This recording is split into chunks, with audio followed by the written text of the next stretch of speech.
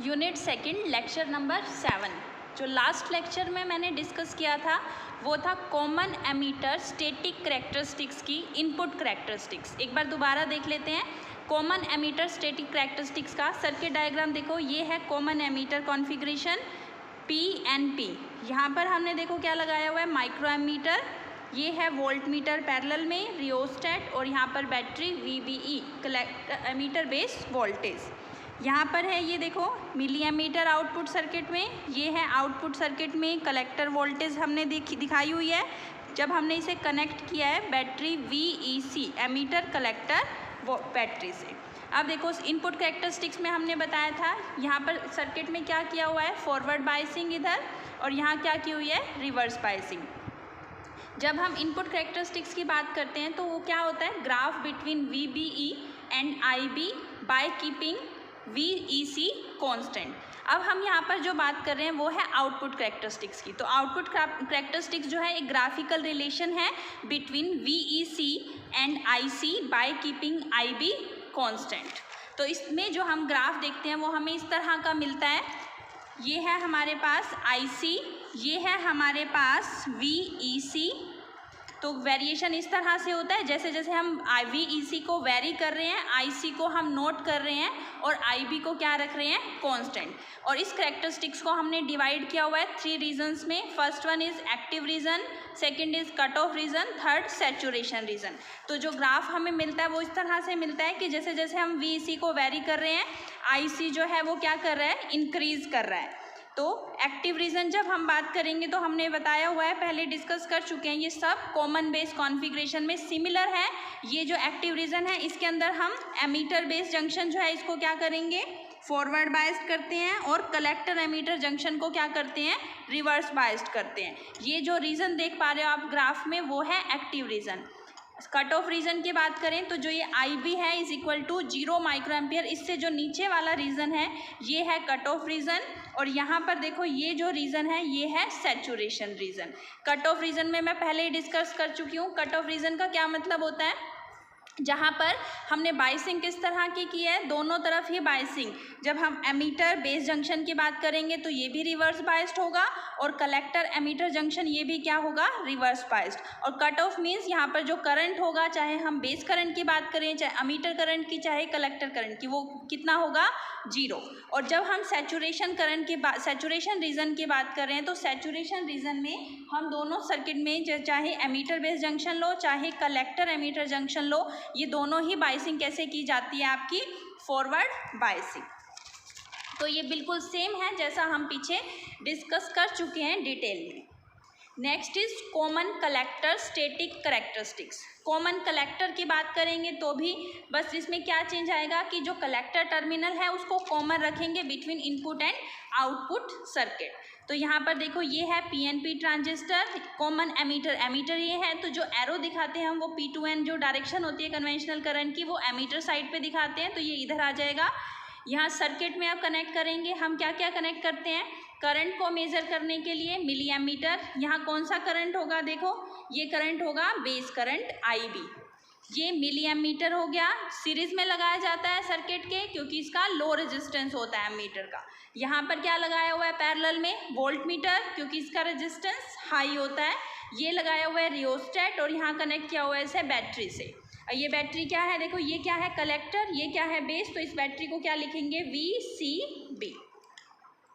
अब output circuit की बात करें, सिमिलरली यहाँ पर हमने मिली एमीटर लगाया हुआ है। यहाँ से कौन सा करंट होगा, emitter current, to measure emitter current. Similarly यहाँ पर हमने वोल्ट मीटर लगाया हुआ है एमीटर वोल्टेज को मेज़र करने के लिए, ये हो गया VE जो कि सर्किट में पैरेलल में लगाया हुआ है। ये हो गया रियोस्टेट और यहाँ इसे बैटरी से कनेक्ट किया हुआ है, ये हो गई बैटरी VEC। अब एक चीज़ आपको याद रखनी है जो मैंने पीछे बोली है कि हम यहाँ पर किस तरह से, चाहे आप कॉमन एमीटर कॉन्फ़िगरेशन की बात करो, चाहे कॉमन बेस कॉन्फ़िगरेशन, चाहे कॉमन कलेक्टर कॉन्फ़िगरेशन, अब जो बायसिंग करते हो वो किस तरह से आप याद रखोगे। देखो किस तरह से याद रखना है कि जो हमारा एमीटर जंक्शन है उसको आप हमेशा फॉरवर्ड बायस्ड करोगे और जो कलेक्टर जंक्शन है उसको रिवर्स बायस्ड करेंगे। अभी तक तो हम जनरल ये बोलते आ रहे थे कि इनपुट सर्किट में हमने फॉरवर्ड बायसिंग कर दिया, आउटपुट सर्किट में रिवर्स बायसिंग कर दी, लेकिन एक्चुअली में क्या होता है कि जो एमीटर जंक्शन है उसको हम फॉरवर्ड बाइस्ड करते हैं और आउटपुट मतलब कलेक्टर जंक्शन उसको रिवर्स बाइस्ड। तो इसीलिए यहाँ पर देखो ये रिवर्स बाइसिंग की हुई है, क्योंकि ये क्या है हमारे पास कलेक्टर जंक्शन, मतलब ये जो पोर्शन है मतलब इधर हम रिवर्स बाइसिंग करेंगे, तो जो एमीटर जंक्शन है इस तरफ हमने क्या की हुई है, पॉजिटिव से देखो पॉजिटिव टर्मिनल कनेक्ट है, इधर हमने फॉरवर्ड बाइसिंग की हुई है। तो in all the three configuration one point that must be remember, emitter is always forward biased and collector is always reversed biased।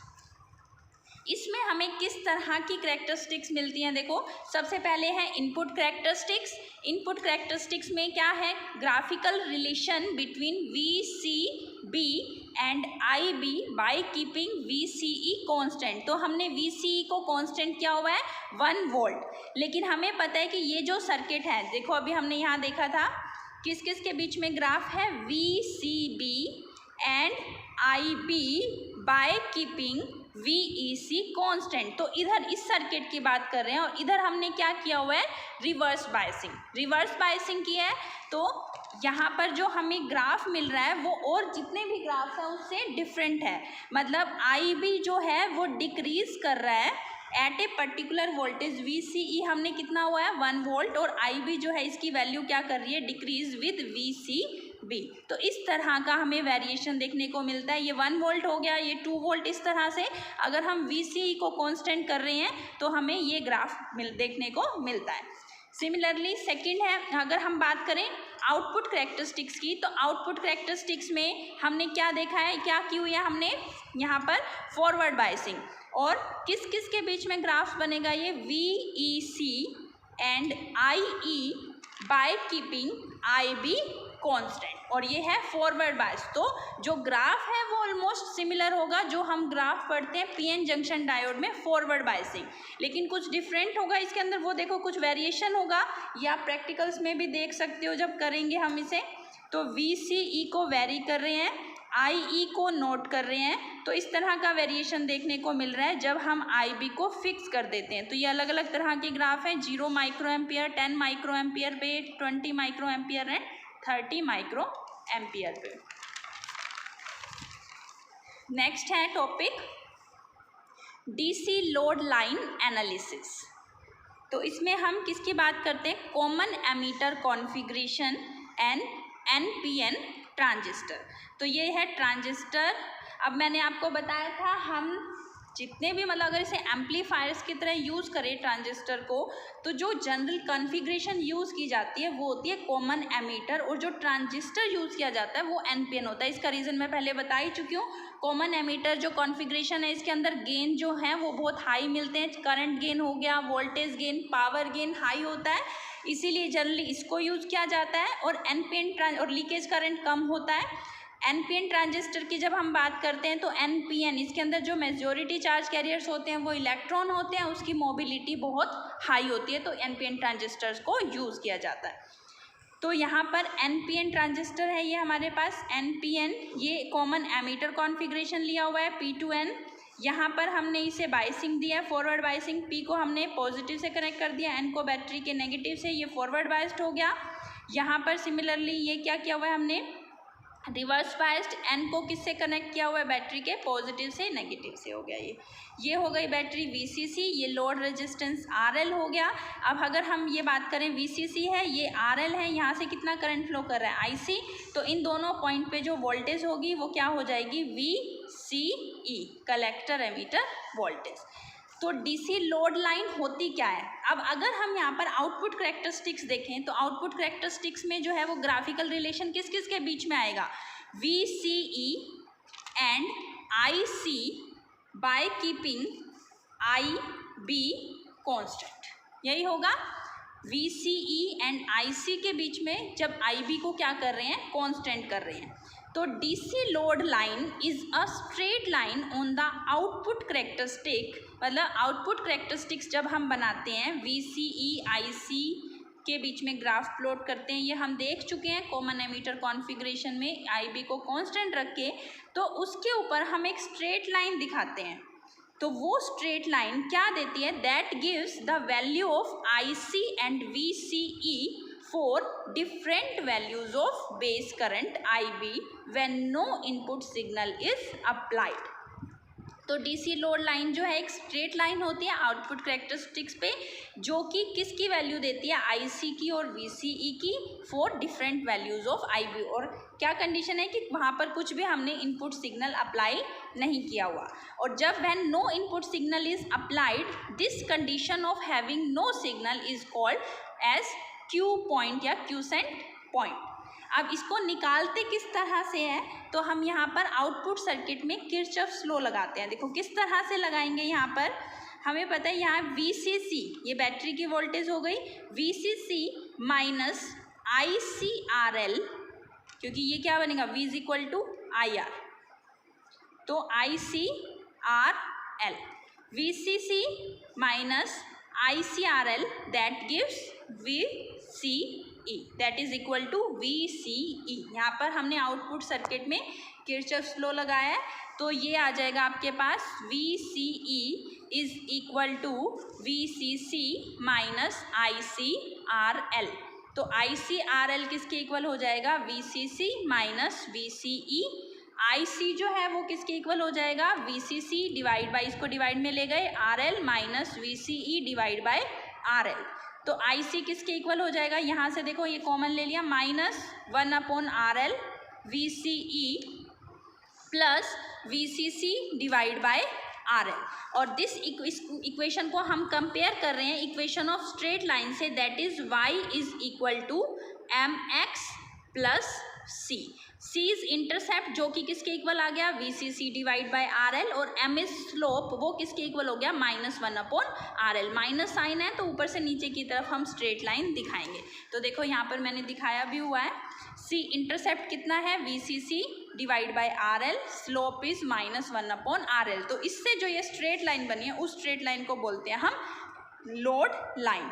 अब लोड लाइन दिखा रहे हैं हम, देखो इस ग्राफ के ऊपर, ये जो ग्राफ है ये आउटपुट कैरेक्टरिस्टिक्स है कॉमन एमीटर कॉन्फ़िगरेशन की। यहाँ क्या दिखाया हुआ है, VCE, ये है IC, ये ग्राफ्स हम पहले डिस्कस कर चुके हैं। तो ये IB अलग अलग हमने फिक्स किया हुआ है, 0 पर, 10 पर, 20 पर, 30, 40 माइक्रो एम्पियर पर। This region is active region, ये है सैचुरेशन रीजन, और ये नीचे कौन सा है, कट ऑफ रीजन। ठीक है, तो अब लोड लाइन दिखाएंगे तो मैंने अभी बताया इसका स्लोप जो है वो कैसा होता है, नेगेटिव। तो ये जो स्ट्रेट लाइन है वो कहाँ से आएगी, इस तरह से। नेगेटिव स्लोप के आपने ग्राफ ड्रॉ कर रखे होंगे पहले, तो ये स्लोप दिखाया हुआ है हमने। अब अगर हमें ये पॉइंट दिखाना है कि ये कौन कौन से पॉइंट है, इनकी कितनी वैल्यू है, तो हम कैसे दिखाएंगे, देखो अगर इस पॉइंट की बात करेंगे तो यहाँ IC कितना है, 0। तो अगर मैं IC को 0 रख दूँ इस इक्वेशन में तो हमें ये पॉइंट मिल जाएगा। देखो कैसे, अगर मैं IC को 0 रखती हूँ तो VCE देखो किसके इक्वल हो जाएगा, यहाँ पर अगर IC 0 देखेंगे तो IC 0 कहाँ पर है हमारा, यहाँ पर IC 0 है, और IC 0 है तो यहाँ पे ये वैल्यू जो होगी वो वैल्यू किसके इक्वल होगी, निकाल के देखते हैं। सबसे पहले हम IC को 0 रखते हैं, तो IC 0 रखेंगे तो वोल्टेज क्या होगी, मैक्सिमम, फ्रॉम दिस इक्वेशन। देखो IC को अगर हम 0 रखेंगे तो ये कैंसिल हो जाएंगे, मतलब VCC किसके इक्वल हो जाएगा, VCE, अगर IC को 0 रख रहे हैं। तो यहाँ से IC को 0 रखा तो VCE किसके इक्वल हो गया, VCC के। तो यहाँ इस ग्राफ में पॉइंट देखो, ये है IC 0, तो VCE is equal to VCC, तो ये पॉइंट क्या हो जाएगा, VCC। सिमिलरली अगर मैं VCE को 0 रख देती हूँ यहाँ, तो हमें कौन सा पॉइंट मिल जाएगा, ये।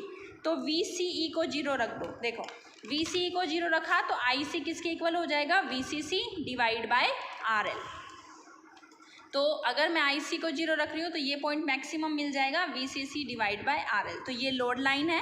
अब लोड लाइन पे जो हम Q पॉइंट करते हैं, Q पॉइंट अभी हमने देखा, Q पॉइंट जो होता है वो क्या होता है, जैसे इस लोड लाइन पे कोई भी हम पॉइंट सिलेक्ट कर रहे हैं जो एम्पलीफिकेशन के बारे में बताता है, और जनरली ये कहाँ सिलेक्ट किया जाता है गुड एम्पलीफिकेशन के लिए, सेंटर में, सेंटर पॉइंट पर इसे सिलेक्ट किया जाता है। इसके बारे में जो डिटेल में है अब हम वो 3rd यूनिट में पढ़ेंगे।